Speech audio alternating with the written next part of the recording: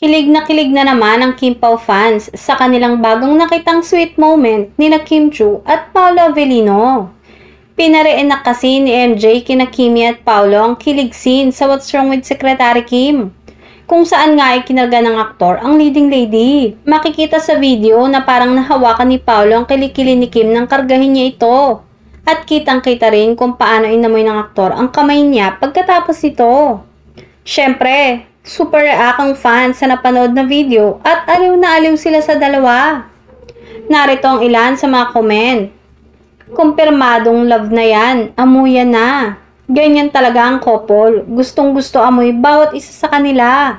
Sabi naman na ibang mga nakasaksi, obvious daw na may something talaga ang dalawa. Dagdag pa, secret pa rin ang relasyon ng aktor at ng aktres, kaya lihim na lihim ang mga escapade nila.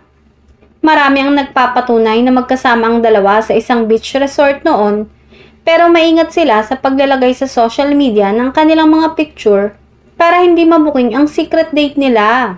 Yun nga lang, walang pwedeng ilihim sa fans na matatalas ang pakiramdam at habi na ang mag-imbestiga tungkol sa extracurricular activities ng favorite stars nila.